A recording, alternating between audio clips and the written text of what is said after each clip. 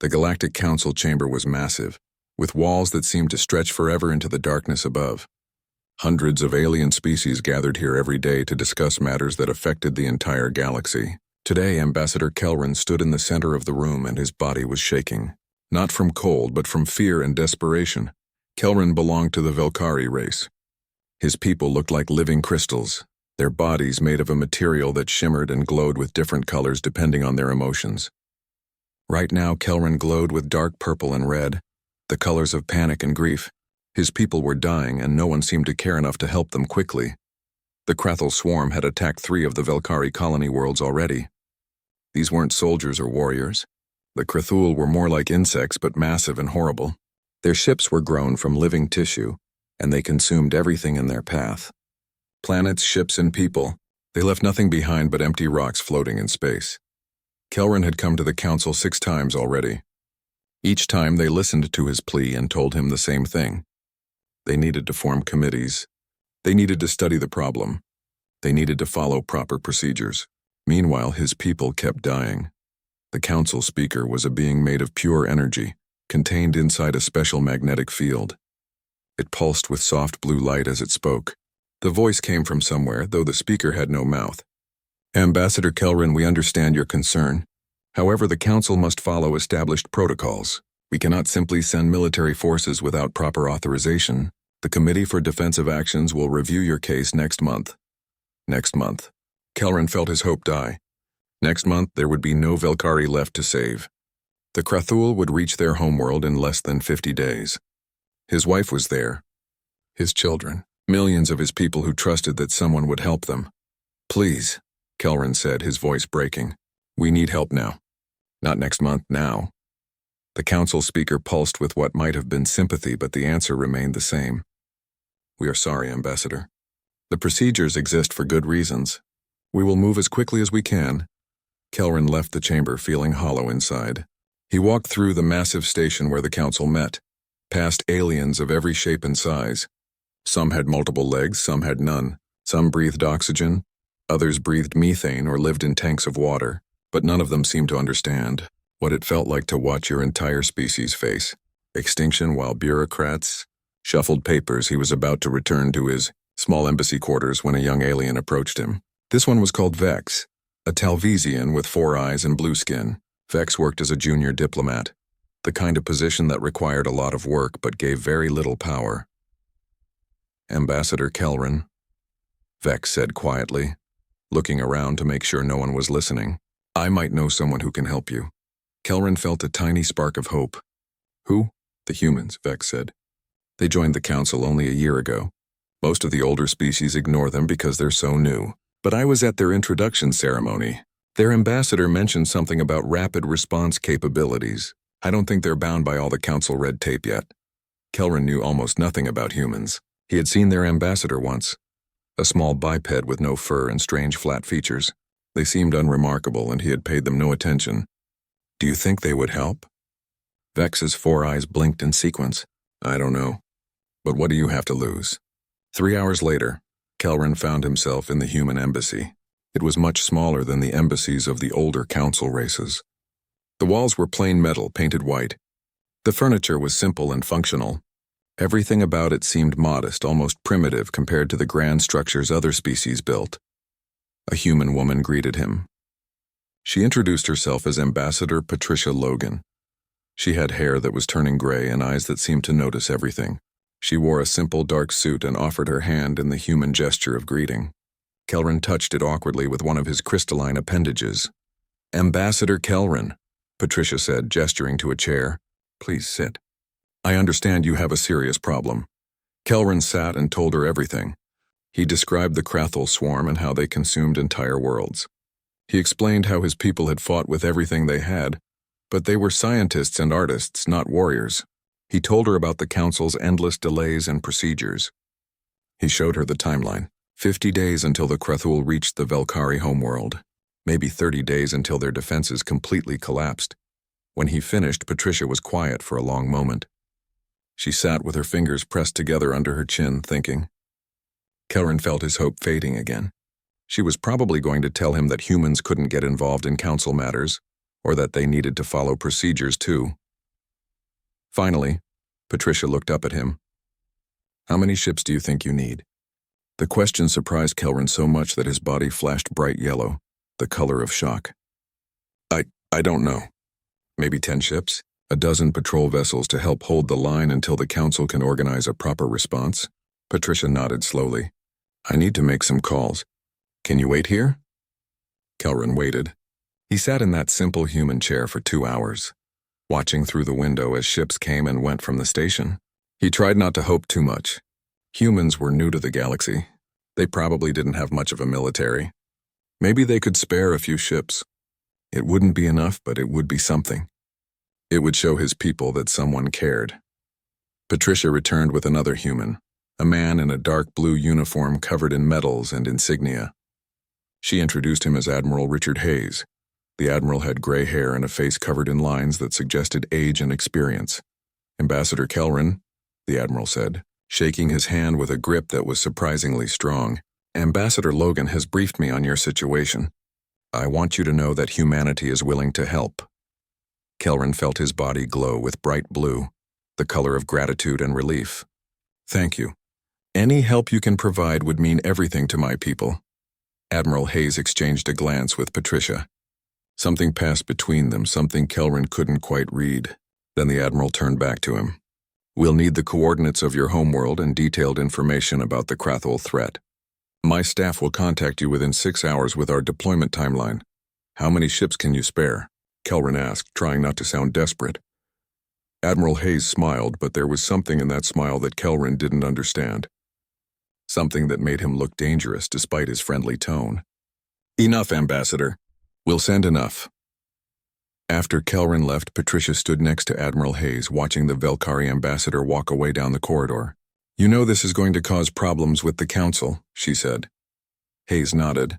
I know, but that alien's people are dying while the Council argues about proper procedure. Sometimes you have to do what's right and deal with the consequences later. How long to assemble the fleet? 72 hours, Hayes replied. Maybe less if we push it. Patricia raised an eyebrow. You're sending the whole fleet? Not the whole fleet, Hayes corrected. Just the 3rd, 7th, and 9th expeditionary groups. About 350 ships. Richard, he asked for a dozen patrol vessels. The Admiral's smile widened slightly. I know, but we're not going there to watch. We're going there to win. When humanity makes a promise, we keep it. And I promise you, Patricia, those Velkari are going to survive. In his quarters, Ambassador Kelrin sent a message to his homeworld. He told them that help was coming. He didn't mention how many ships because he didn't know. He simply said that the humans had agreed to help and that they should hold on just a little longer. His wife responded an hour later. She told him that she loved him and that she was proud of him for not giving up. She said that even if help didn't arrive in time, she was glad that someone had tried, that someone had cared. Kelrin looked out at the stars and prayed to the ancient Velkari gods that the humans could spare enough ships to make a difference. He had no idea that in 72 hours his prayers would be answered in a way that would change the entire galaxy forever. Admiral Richard Hayes stood on the bridge of the UNS Valiant, and before him stretched a sight that filled him with pride. 347 ships hung in space, arranged in perfect formation. Battleships, carriers, destroyers, cruisers, and support vessels. The largest military force humanity had ever assembled in one place. It had taken exactly 72 hours. The call had come from Earth 3 days ago. Hayes remembered sitting in his office when the priority message arrived. The Secretary General herself had signed the orders. A species called the Velkari needed help. They were facing extinction from something called the Krathul Swarm. The Galactic Council was too slow to act. Humanity would respond instead. Hayes had spent 40 years in the Navy. He had seen action in the Mars Rebellion and the Titan blockade. He had commanded everything from patrol boats to carriers, but never had he been asked to deploy this many ships, this fast, to help complete strangers. His second-in-command, Commander Lisa Martinez, worked at her console nearby. She looked up and caught his eye. All ships report ready for jump, Admiral. Engineering says the hyperspace generators are operating at peak efficiency. Hayes nodded. Excellent work, Commander. How long to reach the Velkari system? 6 hours at maximum speed, sir. 6 hours. The Velkari had been waiting for help for months while the council debated. Humanity would arrive in 6 hours. Hayes felt a grim satisfaction at that thought. Lieutenant Jacob Pierce sat at the communications station, a young officer with sharp eyes and quick hands. "Sir, we're receiving another message from the Velkari homeworld. They're asking for our estimated arrival time." "Tell them 6 hours," Hayes replied. Pierce was quiet for a moment, then spoke again. "Sir, they're also asking how many ships we're sending. They sound confused." Hayes allowed himself a small smile. "Tell them we're bringing enough. They'll see when we arrive." The jump through hyperspace was smooth. The fleet moved as one unit, thousands of crew members working in perfect coordination. Hayes used the time to review everything they knew about the Krathul swarm, which wasn't much.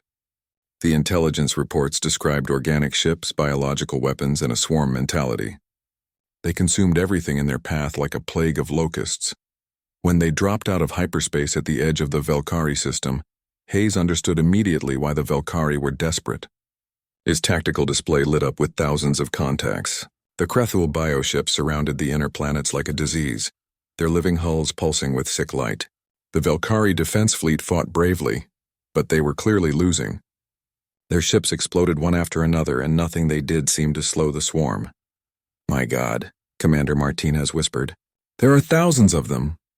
Hayes studied the display with cold eyes. He had seen hopeless battles before. This looked like one. But he hadn't brought 300 ships across the galaxy to turn around now. "All ships, this is Admiral Hayes. Battle Formation Delta, all weapons free. We're going to show these things what happens when they threaten innocent people." The fleet moved forward. The battleships formed the center, their massive hulls bristling with weapons. The carriers launched fighters, small craft that swarmed out like angry bees. The destroyers and cruisers took up positions on the flanks, ready to protect the bigger ships from attack. On the planet below, Ambassador Kelrin stood in the Defense Command Center, watching the tactical display with growing disbelief. The humans had arrived, but they hadn't sent a dozen patrol vessels. The sensor readings kept climbing. 20 ships, 50 ships, 100 ships, how many? His aide whispered, staring at the display. Kelrin watched the number continue to rise. Over 300. "They sent over 300 warships, but we only asked for help. We didn't ask for this." Kelrin couldn't speak. His body glowed with so many colors that he looked like a rainbow. Blue for gratitude, yellow for shock, green for hope. His people had asked for help, and humanity had sent an armada. In space, Commander Kyle Bennett led his fighter squadron toward the Krathul bioships. His squadron was called Reaper Flight, 12 fighters with pilots who had trained together for years. Kyle had fought in border skirmishes and pirate raids, but never anything like this. Contacts closing fast. His wingman, Captain Amy Sullivan, reported from the fighter next to his. "These bioships are moving faster than the intelligence report suggested." Kyle checked his weapons display. Missiles loaded and ready, railguns charged, energy shields at maximum. "Then we'll be faster." All flights weapons free. "Engage at will." The Krathul had consumed 17 species over the centuries. They had fought countless battles. They knew how their prey behaved. First came panic, then desperate, disorganized resistance, then surrender or death. It was always the same pattern. The humans did not panic. Kyle's fighter launched 4 missiles in rapid succession. Behind him, the other fighters did the same. Hundreds of missiles filled space, each one guided by smart systems that predicted where the bioships would move. The Krathul tried to evade, but the missiles adjusted course, pursuing them like determined predators. The first wave of missiles struck home. Krathul bioships erupted in flame and frozen atmosphere. Their organic armor, which had withstood the Velkari weapons, burned and tore under the human firepower. More explosions followed. The space between the human fleet and the Krathul swarm became a field of fire and debris. Kyle dove his fighter through a gap in the enemy formation, his railgun spitting metal slugs at supersonic speeds. A bioship tried to intercept him, but he rolled his fighter and came up behind it, firing until the thing broke apart. "Splash 3, he reported, using the pilot slang for confirmed kills. "These things are tough, but they're not invincible." "Reaper Flight, pull back," came the order from the carrier. "Capital ships are moving up." Kyle obeyed instantly, pulling his fighter back toward friendly lines. He understood why a moment later. The human battleships opened fire, and the Krathul swarm learned what humanity had perfected over thousands of years of war. The battleship UNS Thunderchild fired its main gun, a magnetic accelerator that launched a slug of metal, at a significant fraction of the speed of light. The projectile crossed the distance to its target in seconds and punched straight through a bioship twice its size. The bioship didn't explode. It simply ceased to exist, ripped into atoms by the kinetic energy. Other battleships fired their own weapons, nuclear-pumped lasers, missiles with atomic warheads, and particle beams that cooked anything they touched. The Krathul had never faced weapons like these. Their organic armor, grown over years and hardened by countless battles, burned like paper. On the UNS Valiant, Admiral Hayes watched the battle develop with satisfaction. The Krathul were adapting, trying new tactics, but it made no difference. Humanity had been at war with itself for most of its history. They had refined the art of killing to a level that shocked even them sometimes. Every weapon system on every ship had been tested in combat. Every tactic had been proven in real battles. "Sir, the Krathul fleet is trying to disengage," Commander Martinez reported. "They're breaking off and heading for deep space." Hayes shook his head. "Don't let them.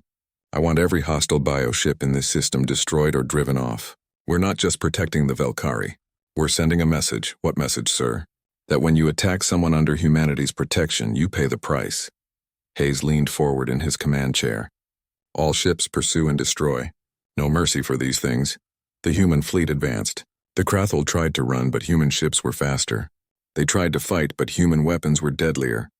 They tried to use their numbers, but human tactics and coordination overwhelmed them. The battle that the Velkari had been losing for months turned into a rout in hours. Fighter pilot Amy Sullivan chased down a fleeing bioship, her weapons hammering at its rear armor until it broke apart. "This almost feels unfair," she said over the squadron channel. Kyle, flying beside her, shook his head. "These things were trying to wipe out an entire species. I don't feel bad about stopping them." The battle lasted 16 hours.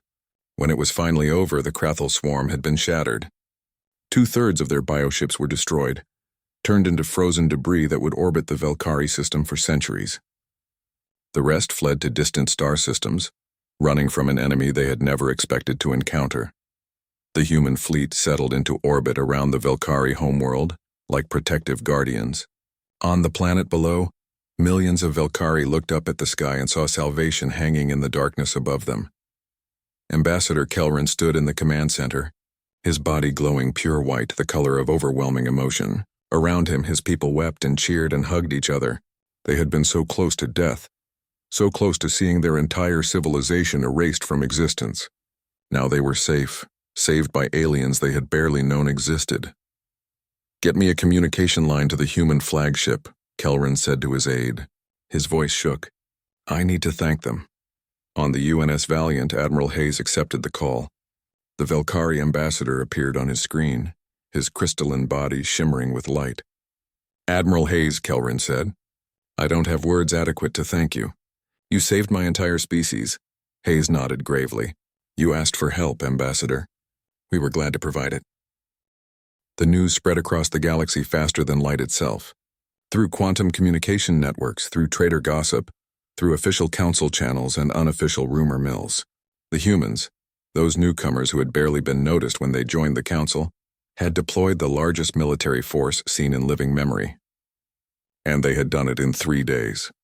In the grand chambers of the Corlith Dominion, Prime Minister Ralthan reviewed the reports with growing concern. The Corlith prided themselves on being the finest strategic minds in the galaxy. They played the long game, thinking centuries ahead, building power through careful manipulation and calculated alliances. Ralthan had spent his entire career mastering the art of patience and planning. The humans had made all of that look pointless in 72 hours. "How many ships?" Ralthan asked his intelligence chief again, hoping he had misheard the first time. 347 confirmed vessels, Prime Minister. Battleships, carriers, destroyers, support craft, a complete expeditionary force capable of sustained operations. Ralthan's 3 eyes blinked in sequence, a sign of deep thought among his people. "And they deployed this force to help the Velkari? A species they barely know?" "Yes, Prime Minister." The Velkari ambassador approached the humans after the council delayed action. The humans agreed to help immediately. This changed everything. The Corleth had always assumed that humanity's military was modest at best. They were new to space travel, new to galactic politics. Everyone had assumed they were still building their forces, still learning the rules of the game. But 300 ships? That was more than the Corleth had themselves. It was more than most council races could deploy. Find out everything you can about human military capabilities, Ralthan ordered. I want to know how many ships they have total, where they're stationed, what their production capacity is, everything. Yes, Prime Minister. After his intelligence chief left, Ralthan sat alone in his office, staring at the holographic display showing the battle at the Valkyrie system. The data was impressive and terrifying. The humans had shattered the Krathul swarm with efficiency that bordered on casual. They had used weapons the Corleth didn't recognize, tactics that seemed designed to maximize destruction, and a level of coordination that spoke of extensive combat experience. The question that kept running through Ralthan's mind was simple. Where had the humans been hiding all this capability? At the Galactic Council station, Ambassador Patricia Logan sat in her office, fielding angry calls from a dozen different species. Most of them wanted to know why humanity hadn't informed the Council about their military deployment. Some were frightened. Others were offended. A few seemed to be both. The most difficult call came from Council Speaker Thorin himself. His energy field pulsed with barely controlled anger as his image appeared on Patricia's screen. Ambassador Logan, the Council demands an explanation. Deploying such a force without authorization is a serious breach of protocol. Patricia kept her face neutral. She had expected this. With respect, Speaker, we didn't need authorization. The Valkyrie requested help. We provided it.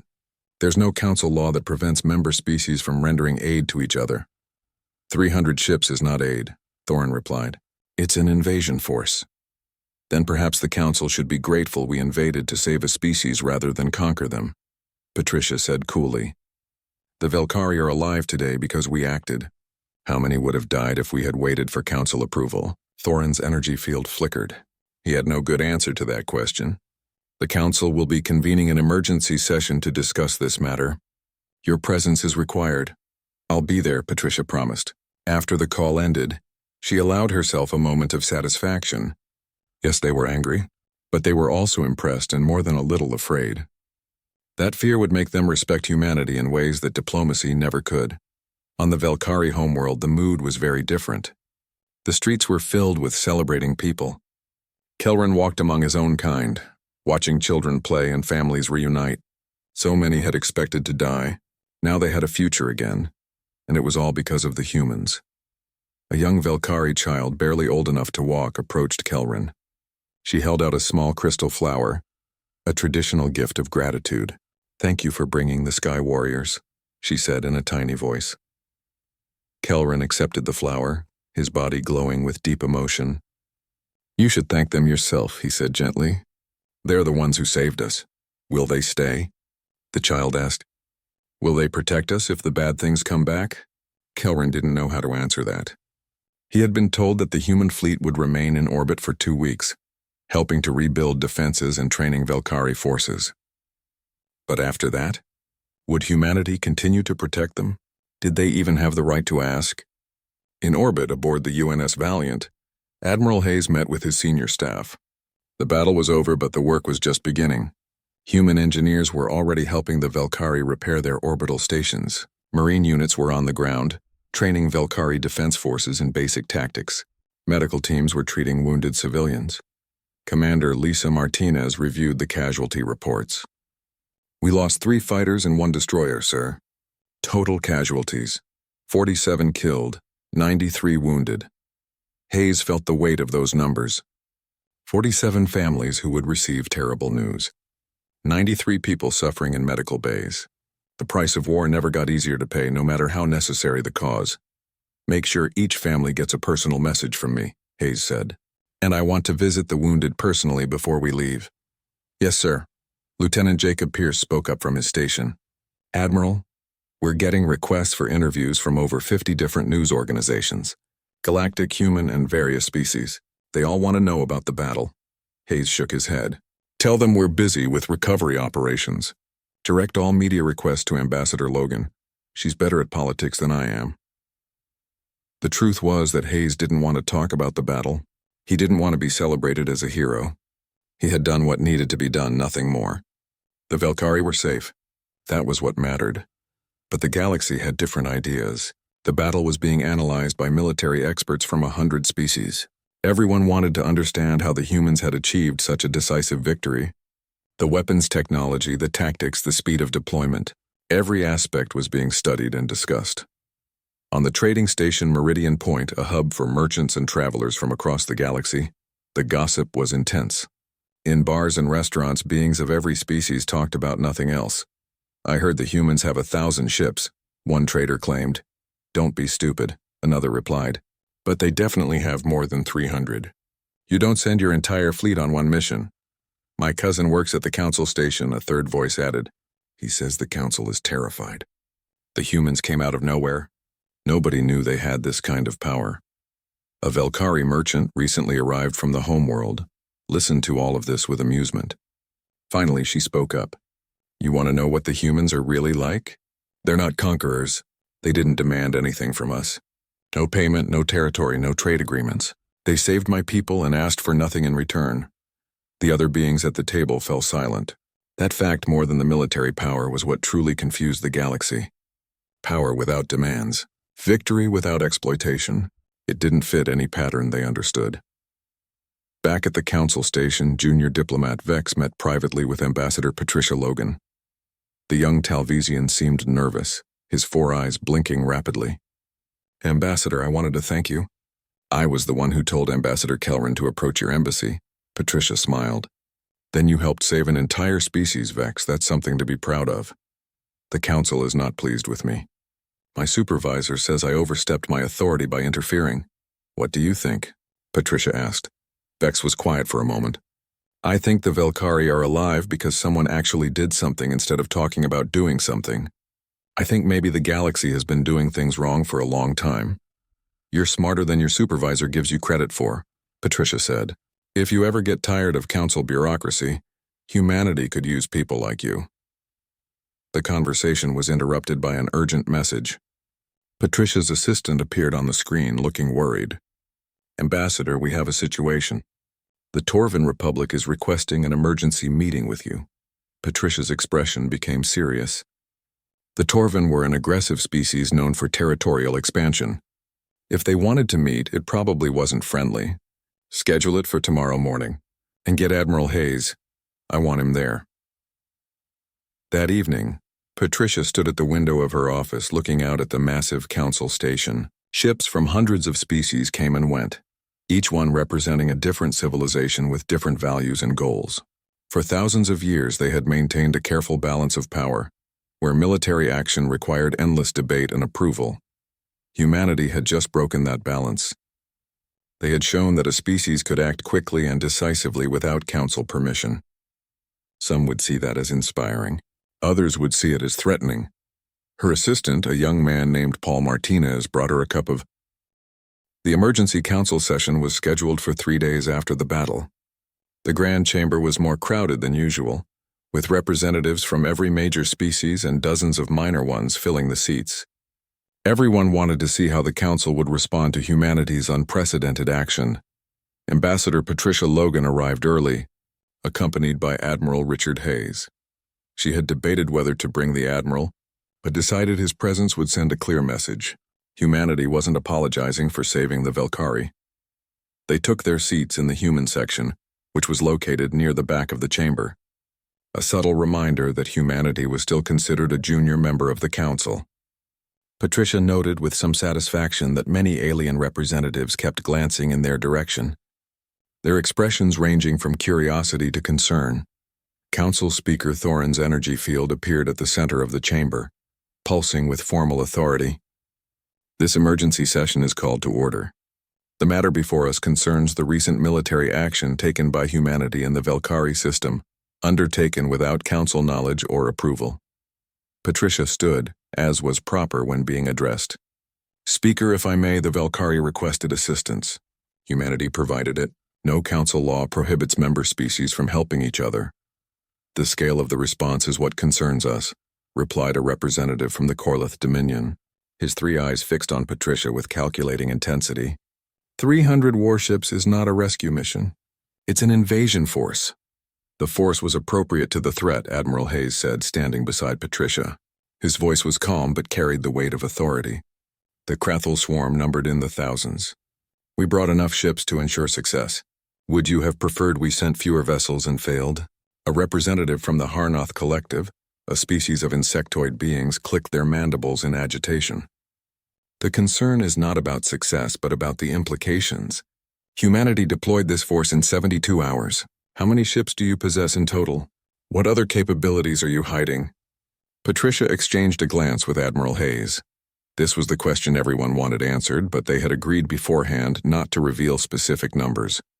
Humanity has sufficient military capabilities to defend itself and assist allies in need. Beyond that, I don't see how our force composition is relevant to this discussion. The chamber erupted in concerned murmurs. Several representatives spoke at once, their translators overlapping in confusion. Council Speaker Thorin pulsed with sharp authority, calling for order. Ambassador Kelrin stood in the Velkari section. His crystalline body glowed bright blue, the color of determination. If I may speak, Council Speaker. The chair recognizes Ambassador Kelrin. I have listened to the concerns raised here today, Kelrin said, his voice steady despite the attention of hundreds of alien beings, and I find them troubling. My people were facing extinction. We came to this council and begged for help. We were told to wait for committees and procedures. Meanwhile, the Krathul consumed our worlds and killed our people. His body flashed red, the color of remembered pain. Then humanity offered to help. They didn't form committees. They didn't debate for months. They acted. Because of them, my species still exists. Because of them, my children have a future. Kelrin turned to face the assembled representatives. You criticize humanity for deploying too many ships? They deployed exactly as many as were needed to win. You question their motives? They asked for nothing in return. No territory, no resources, no political favors. They helped because we asked and because it was right. A representative from the Vorgath Empire, a militaristic species, stood up. His armored body gleamed under the chamber lights. Noble sentiments, Ambassador Kelrin. But the reality is that humanity has revealed itself as a significant military power. The question becomes, what do they intend to do with that power? All eyes turned to Patricia. This was the crucial moment, she realized. How she answered would shape galactic perception of humanity for generations. The Vorgath representative raises a fair question, Patricia said calmly. What does humanity intend to do with its military capabilities? The answer is simple. We intend to defend ourselves, protect our allies, and help those who ask for it. That's all. We're not interested in conquest or domination. Words are easy, the Vorgath representative replied. Actions matter. You deployed overwhelming force against the Krathul. Some might see that as excessive. Admiral Hayes stepped forward. Excessive would have been glassing their planets from orbit. Excessive would have been hunting them to extinction. We destroyed their fleet and drove them off. They can rebuild if they choose. But they'll remember what happens when they threaten innocent species. Is that a threat, Admiral? The Corlith representative asked. It's a statement of fact, Hayes replied. Humanity believes in proportional response. The Krathul threatened an entire species with extinction. We responded with enough force to stop them.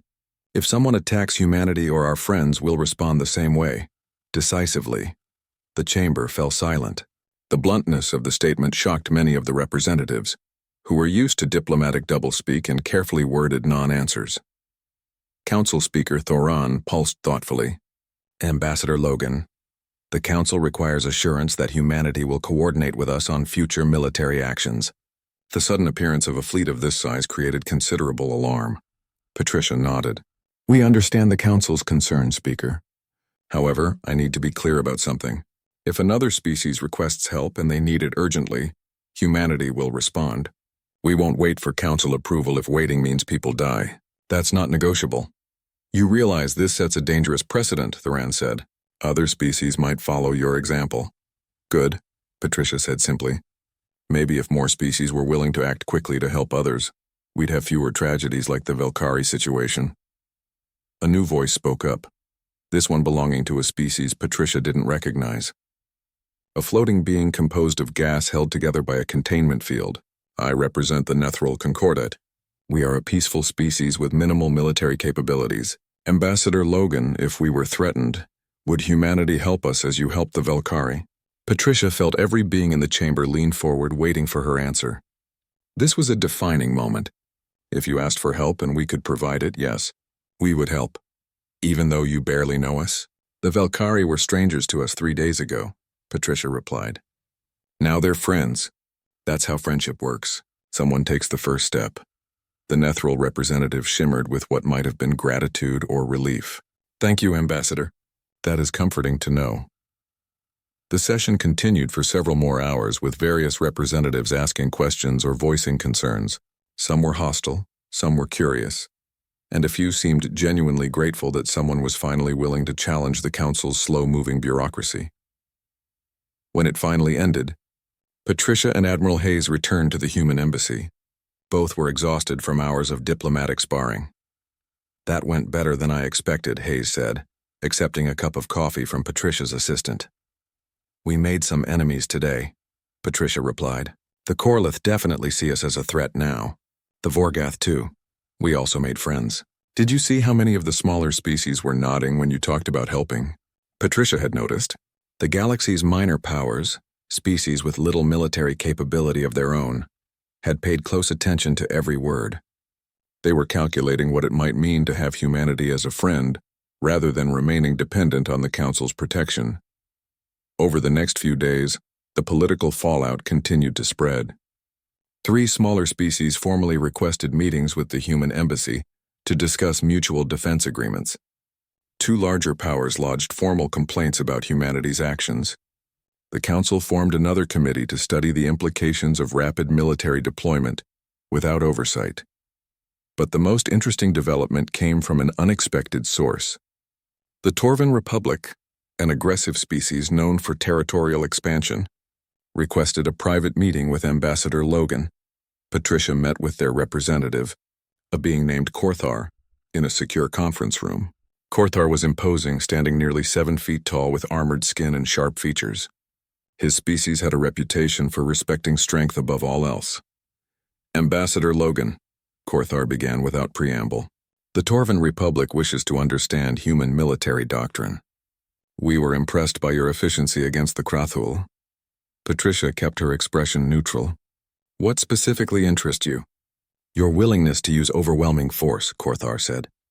Most Council species are weak, afraid to actually fight. They hide behind committees and procedures. But you attacked with the intention of winning, not just delaying defeat. This is something the Torvan respect. We did what was necessary to save innocent lives, Patricia replied carefully. Korthar leaned forward. The Torvan Empire is considering expansion into the Outer Rim territories. We wanted to gauge how humanity would react to such expansion. This was a test, Patricia realized. The Torvan were seeing if humanity would challenge them. That depends on the nature of the expansion. If you're talking about claiming empty systems or negotiating peacefully. 6 months had passed since the battle at the Valkyrie homeworld, and the galaxy was still adjusting to the new reality. The human embassy on the Council station received more visitors in those 6 months than in the previous year combined. Some came seeking alliances, others came seeking understanding. A few came seeking to test humanity's resolve.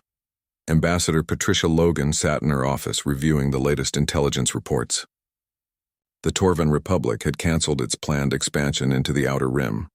The Corlith Dominion was attempting to build a coalition of species wary of human power. And dozens of smaller species were quietly reaching out to discuss mutual defense agreements. But the most interesting development was happening within the Galactic Council itself. For the first time in centuries, they were seriously discussing reform of their military response protocols.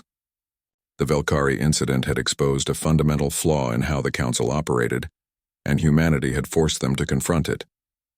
A knock on her door interrupted her thoughts. "Come in," she called. Junior diplomat Vex entered, looking nervous as always.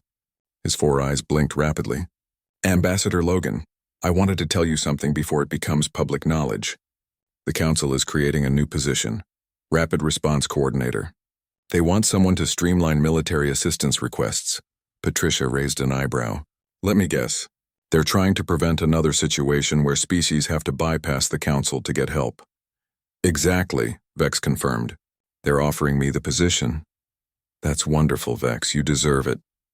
I'm not sure I should accept, he said quietly. My supervisor warned me that it's a political trap, that the Council Old Guard will fight any real changes. Patricia stood and walked to the window, looking out at the vast station. Vex, let me tell you something about change.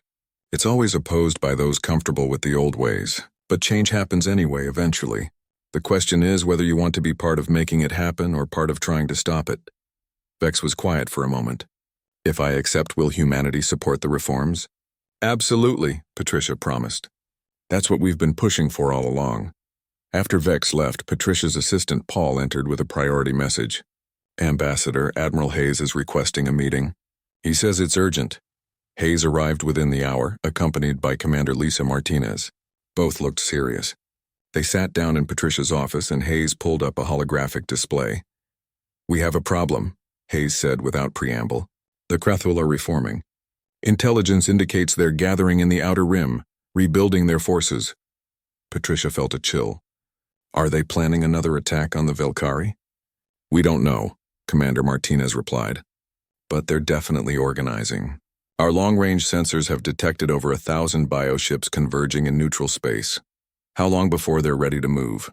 3 to 6 months, best estimate, Hayes said. Which gives us a decision to make. Do we wait for them to attack someone, or do we act preemptively? Patricia leaned back in her chair, thinking. This was exactly the kind of decision that the Galactic Council would debate for months. But humanity couldn't afford that luxury. If the Krathul attacked again, thousands or millions would die. What's your recommendation, Admiral? Hayes's expression was grim. We should destroy them now while they're still regrouping. Hit them hard enough that they can't threaten anyone for decades. But I'll be honest, Patricia. That's a military opinion. The political implications are your domain. Patricia understood what he meant. If humanity launched a preemptive strike, it would confirm the fears of species like the Corleth. It would look like aggression rather than defense. But if they waited and the Krathul attacked someone else, that blood would be on humanity's hands. Give me 24 hours, Patricia said. I need to think about this. That evening, Patricia met privately with Ambassador Kelrin. The Velkari representative had become a close friend over the past months, and she valued his perspective. They sat in a quiet garden area of the station, away from listening devices and curious observers. Patricia explained the situation with the Krathul. Kelrin's crystalline body pulsed with dark colors as he listened. They're rebuilding to attack again. We believe so, yes. Then you must stop them, Kelrin said firmly. I know what you're worried about. You think other species will see it as aggression. But the Krathul have proven what they are. They're not a species that can be reasoned with or contained. They're a plague. If we attack first without being threatened, some will say we're no better than conquerors. Kelrin shook his head, his body flashing with disagreement. No, there's a difference between conquest and protection. The Krathul exist only to consume others. Stopping them isn't aggression. It's self-defense for the entire galaxy. Patricia appreciated his support, but the decision still weighed heavily on her. She spent the night reviewing files, studying galactic law, and considering every possible consequence. By morning, she had made her decision. She called Admiral Hayes, prepare the fleet. But I want to do this differently than last time. Contact every council species. Tell them what we know about the Krathul. Invite them to join us in eliminating this threat. If they refuse, we go alone. But I want everyone to know we tried to do this cooperatively. Hayes nodded approvingly. Smart. We make it their choice to join us or stay out. The message went out through official council channels. Humanity was planning a strike against the Krathul swarm to permanently eliminate their threat to galactic peace. All council species were invited to contribute forces. The operation would launch in 30 days. The responses varied wildly. The Velkari immediately committed their entire fleet, modest as it was. 3 other species that had been threatened by the Krathul in the past also pledged ships. The Corleth and their allies condemned the plan as aggressive. The Torvan Republic watched silently, waiting to see what would happen. The most surprising response came from the Nethril Concordat, the peaceful gas beings who had asked if humanity would help them. They had no military to speak of, but they offered to provide logistical support and medical supplies. Every contribution matters, Patricia told their representative. Thank you. 30 days later, a fleet assembled at the designated coordinates. Not as large as the force that had saved the Velkari, but still impressive. 200 human ships, 30 Velkari vessels, and smaller contingents from 5 other species. It wasn't a human fleet anymore. It was a coalition. Admiral Hayes stood on the bridge of the UNS Valiant, watching the assembled forces on his tactical display.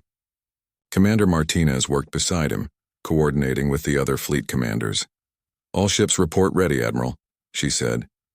Hayes opened a fleet-wide channel. This is Admiral Hayes to all ships. 6 months ago, the Krathul swarm threatened to destroy the Velkari. Today we ensure they can never threaten anyone again. Fight well and watch out for each other. The fleet jumped into hyperspace. The strike against the Krathul gathering point was swift and brutal. The bioships were still in the process of reforming, not yet organized for defense. The coalition fleet hit them like a hammer, catching them unprepared. Human battleships provided the heavy firepower.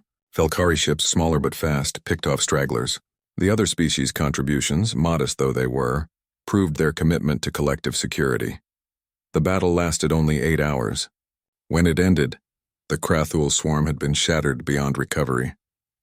Their breeding grounds were destroyed. Their command ships eliminated. Intelligence estimated it would take them at least 50 years to rebuild. If they ever did, the fleet returned to Council space victorious, having proven that coordinated action could succeed where bureaucracy failed. In the Council chamber, the emergency session to discuss the unauthorized attack was already underway when Patricia arrived. But the mood was different this time. Several representatives stood to defend humanity's actions. The Velkari, obviously, but also the Nethril and 2 other species. The humans warned us, the Nethril representative said. They invited participation. They gave us 30 days to decide. They followed proper procedures. The only difference is they didn't wait for the Council to debate for 6 months first. Council Speaker Thorin pulsed with what might have been resignation. The reality is clear. Humanity has demonstrated both capability and willingness to act in galactic security matters. The question before us is whether we work with them or try to contain them. A younger representative from a species Patricia didn't recognize stood. Why should we contain them? They saved the Velkari. They destroyed the Krathul threat. They invite cooperation, but don't wait for permission that might never come. Maybe the problem isn't humanity. Maybe the problem is us. The statement caused an uproar in the chamber, but Patricia noticed that many representatives, especially from smaller species, were nodding in agreement. Over the following months, the Galactic Council underwent the most significant reforms in its history. The Rapid Response Coordinator position was created with real authority. Military assistance requests were streamlined. Species were no longer required to wait for full Council approval before helping each other. The changes weren't perfect, but they were progress. Humanity's role in galactic politics stabilized as well. They weren't loved by everyone. The Corlith remained suspicious and the Vorgath watched.